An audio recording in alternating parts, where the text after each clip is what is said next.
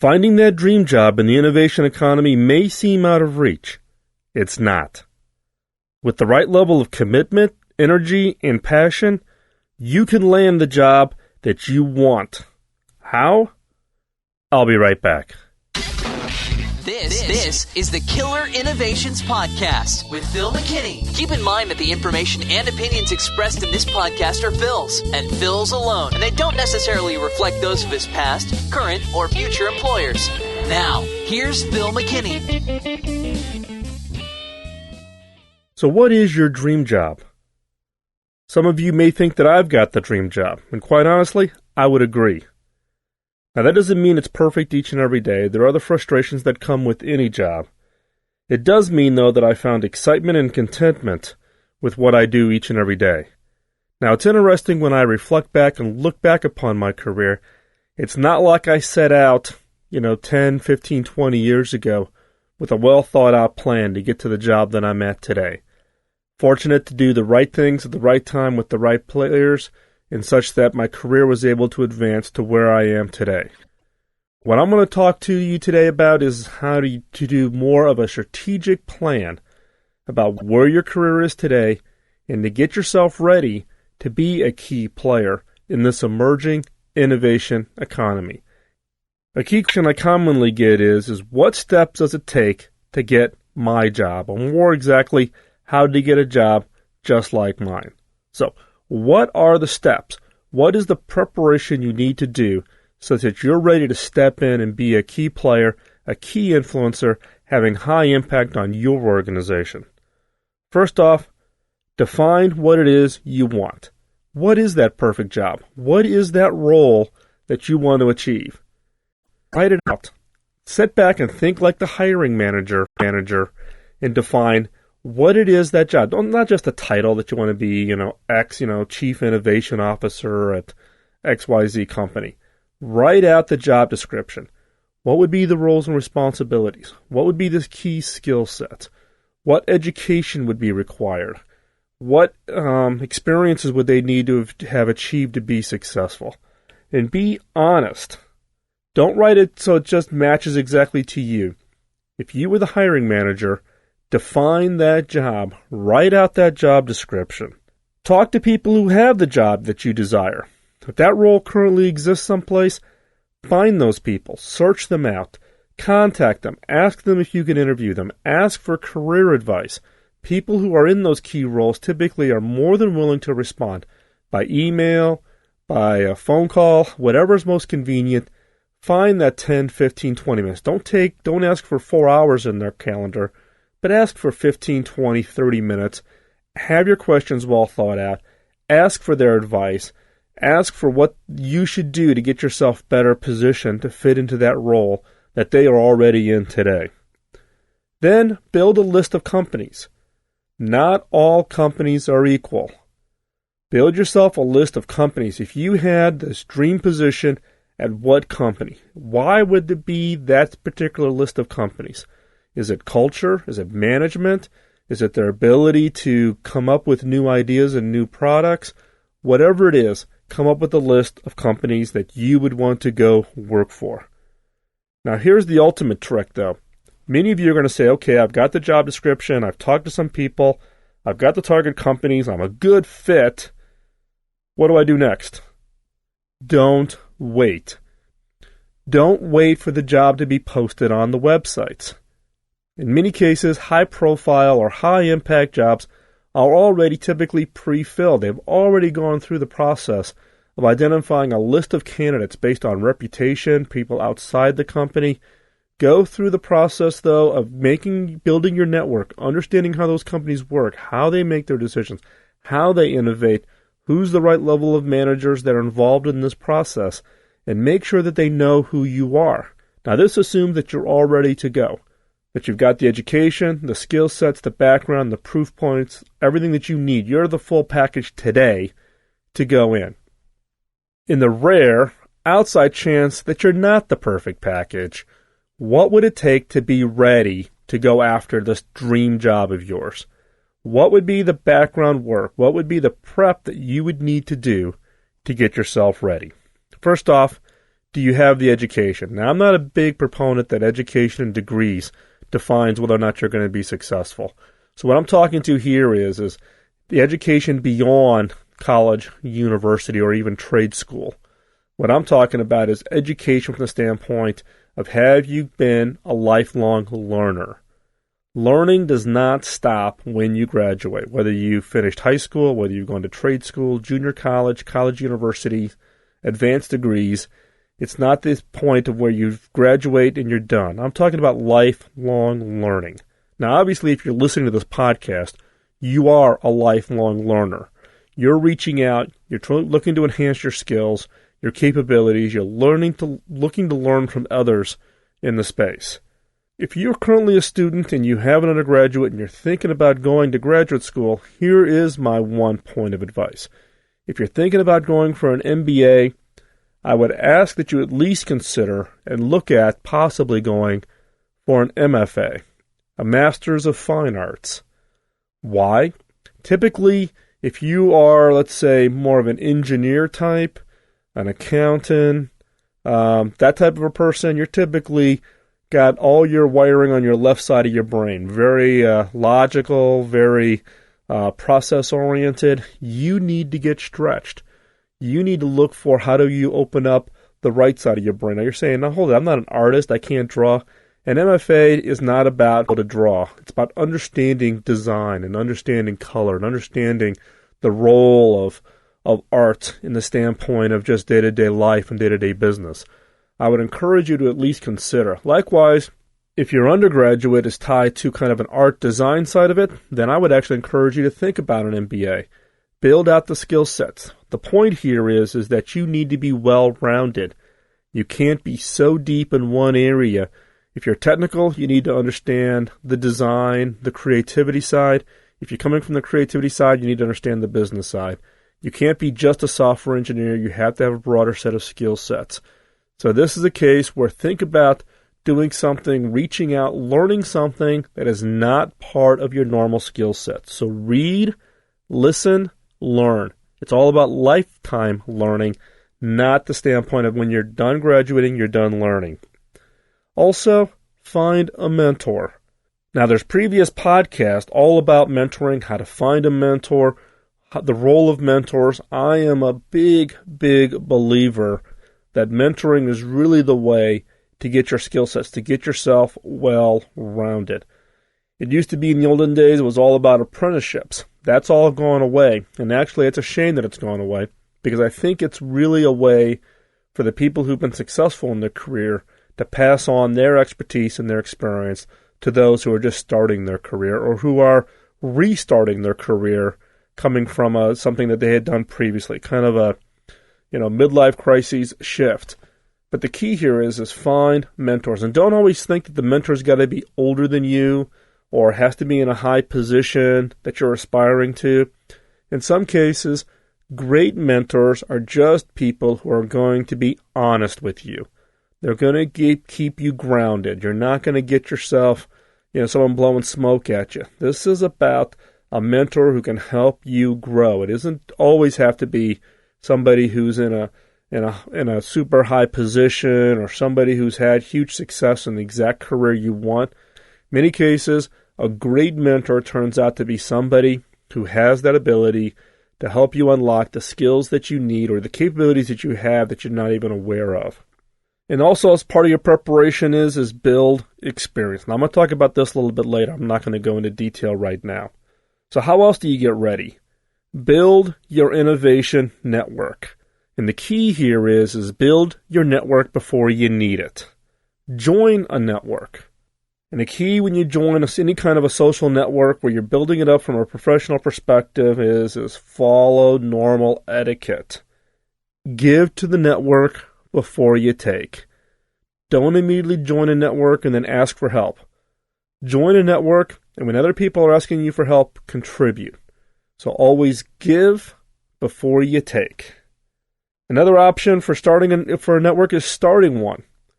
Some of you have created killer innovation network groups that are local, where a group of you get together who are interested in creativity and innovation and maybe talk about the podcast or just talk about projects or ideas that you're working on, use that local team to help you brainstorm or help to improve the ideas that you are working on. Now, how do you find networks? How do you find these people? If I want to create a local one or I want to plug into an innovation network, you're really passionate about creativity and innovation, how do you find like-minded people? Now, to help out, we've gone ahead and we've created different groups on all the different social sites. So there's a Killer Innovations group on LinkedIn. There's a Killer Innovations group on Facebook. There's even a Killer Innovations group on Eventful, which is a scheduling site for upcoming events, those types of things. If you are creating a local Killer Innovation networking group where you're getting listeners to the podcast together and forming a networking group local to different parts of the world, there's a group in the UK, there's a group in Australia that I know of. There's a couple of listeners who get together here in the United States. These are all relatively new, small, little handful of groups of people who happen to live in the same area, or in some cases actually work in the same company together, and they come together on a regular basis. If you have a Killer Innovations local group that you're creating, go ahead, send me the information, and I'll post it on the calendar, so therefore more people can know about your group and can plug in, and therefore you can build out your social network in the area that you're in. The other is that we're also doing this on Twitter now. We've created a Twitter feed called Killer Question, where we're going to be putting out questions out through the social network. And you'll be able to see all the people that are following it. You can see people who are commonly interested in the innovation and creativity, and you can build up your own contacts. So again, this is not the only list either. There's many, many other groups that are out there. Plug yourself in. Find other like-minded people, and then ask for their advice. But again, follow the general rule. Give to the social network before you take. Become active in those networks. Contribute, participate, and then seek out advice, seek out input, seek out feedback. Ask for career advice. I have found that the people who participate in the social groups are overly friendly and overly willing to actually help out and give you that advice and give you some direction, or maybe they're that key person who knows of a job that's about to open up and that you would be the perfect fit, and therefore get your foot in the door in being a key player in the economy, particularly around creativity and innovation. Now, the point I want to make is this is not a sit back and get yourself all ready and get yourself all polished up and ready to apply and therefore get selected as the winning candidate for a key job. Do it now. Start now. Don't wait. Apply it to your current job. I know you've got this dream job that you're targeting, but apply what you are learning today to your day job. Don't wait until you get the dream job. Act as if you already have it within your organization. Another is teach others. You can take this content, you can adapt it, you can teach it in your own organization, get viewed as an internal expert. Get your management team to look at you differently than just being the role that you're in right now, but the fact that you're willing to share your expertise, share what you've learned, point people to sites, be helpful for themselves, they're more creative and more innovative. Be viewed as that internal expert. Another suggestion is to volunteer. Lend your creativity and innovation skills to a nonprofit. Show off what you can do. Use the venue of the nonprofit where typically they get kind of stuck in the rut, but you can bring that creativity to it and help that nonprofit, but you can also use it as a platform to show off what it is you can do. Now, all of this, whether it's applying it to your current job, teaching others, volunteering, being active in social networks, is really about how to build your reputation. Position yourself as the expert, as that go-to person when the organization needs new ideas, needs that creativity, needs that new product, needs somebody to come into an existing team and ask just that right question that unlocks that really opportunity to get that next killer idea out there. To be successful in applying for really that dream job, one of the key components you need to have is experience. You need to build your experience profile. Now, it's not about being proven fully on every aspect of innovation and creativity, but you need to show a well-rounded background and experience. And in fact, what I've found is the people who are best fits for this kind of a role where you're happen to be highly creative, highly innovative each and every day are people who've had a wide range of experience, a wide range of job functions, wide range of industries. They've moved around, not job hopping, but they've moved around enough to where they understand a much broader context of the business and industry as a whole, or as the economy as a whole, rather than having themselves pigeonholed. So here's some suggestions.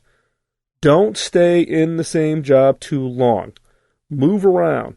Take jobs in different departments and different groups. Take a job that's a profit and loss responsibility. Take the job where it's an operations function, where you're just turning the crank, putting things out on the shelf or providing services to customers. Take a headquarters function. Move around. Otherwise, you run the risk of getting yourself typecasted. Oh, you're the software engineer. That is death. Also, don't stay in the same industry too long. Again, if you get yourself focused on just one industry your entire career, you'll get yourself pigeonholed. You'll be known as, oh, you're the telecom guy, or, oh, you're the retail guy. Move around. Build out that experience. Next, take on extra work. When management says, hey, we've got this really tough problem, volunteer. Keep your current job, keep your current task, volunteer. Be viewed as the person who's going above and beyond. And when you do take on that extra work, use the innovation and creativity skills that you're building and show what you can do. Take a different approach. Bring that to the table. You want to get viewed management as being kind of that, wow, that's the guy we want on these teams, on these special projects, high-profile activities inside the organization in order to have that impact. We want Joe to be part of this team because of the impact that he brings to it by bringing his innovation and creativity. Take on overseas assignments. If you're an American, go overseas. If you're not an American, come to the U.S. Now, in my case, I had the benefit of taking an overseas assignment both in London and in Hong Kong. And let me tell you, it was invaluable. It was invaluable. It gets you out of the context of the world revolves around you wherever you happen to live.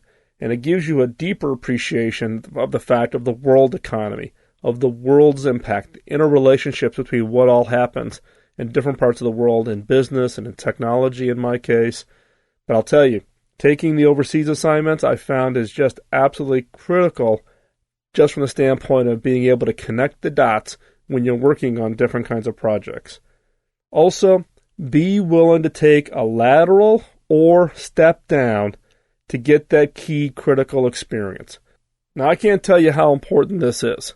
I've run into more people than I can even, count, where they're interested in coming to take on a new role, but they're not going to take it because it would require a lateral move, meaning same function, same pay scale. They're looking for a raise of some kind, or it would require a lateral move, meaning a step down, because they're missing a key skill set in order for them to stay at the current level. And they get so wrapped up in their ego about, no, I need a pay increase. I'm not going to take a step down to go into that role. In that case, that's also a flag for motivation. It's a learning opportunity. You're not going to have the perfect skill set in order to move into these new areas. If you have confidence in your own ability to have impact on the organization, management will recognize it. The other kind of unwritten rule or piece of advice, and this was a piece of advice that Bob Davis gave me early in my career when he was mentoring me, which was, 1, make sure you are never overpaid for the role that you provide. You do not want to be the highest paid person in the job category that you're in.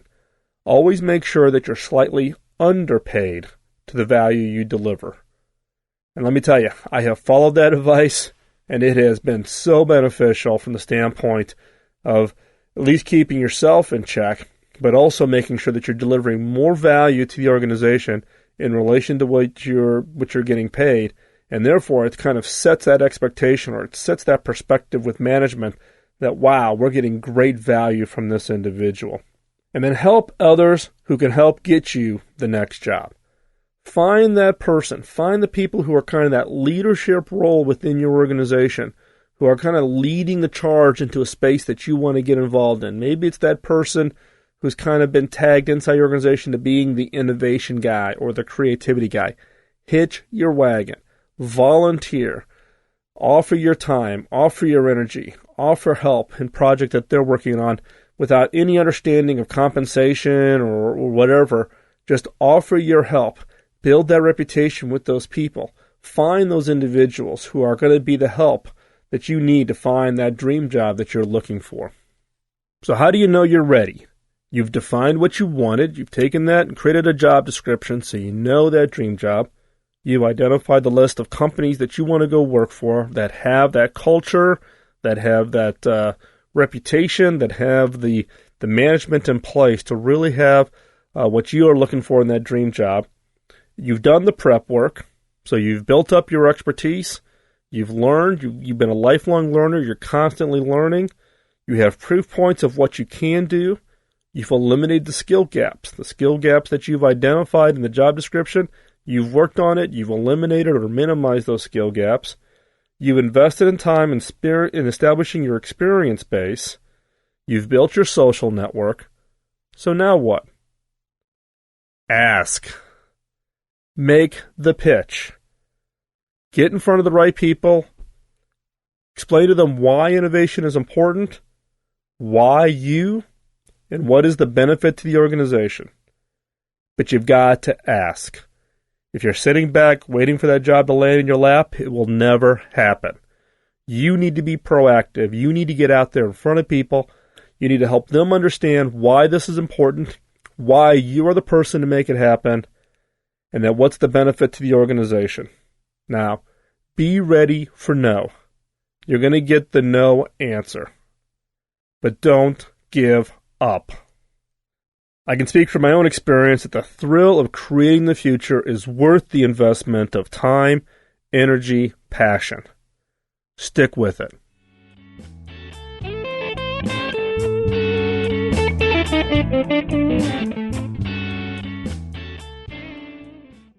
Thanks for listening to this week's podcast. Visit killerinnovations.com/community. There you will find links to the LinkedIn group, Facebook, the Inventful group, and even the Twitter group. There's also on this site a badge, a Killer Innovations podcast badge, so that you can place it on your site or your blog as a way to pay it forward. The sole purpose of me doing this podcast is to pay it forward based on the request from my mentor 20-some years ago, Bob Davis, when I asked him how I could pay back all the time and energy he invested in me in my early career. His simple instruction was, pay it forward when you are successful in your own career. This podcast is my way to pay it forward. All I ask of you is to pay it forward yourself. Please provide feedback at podcast@killerinnovations.com. I'm looking for feedback on the shows, on the blog, whatever's on your mind. Also, feel free to submit ideas and questions you would like covered in the future podcast. And with that, thank you for listening. Thank you for taking the time out of your busy schedule, and we'll talk to you real soon. Bye-bye.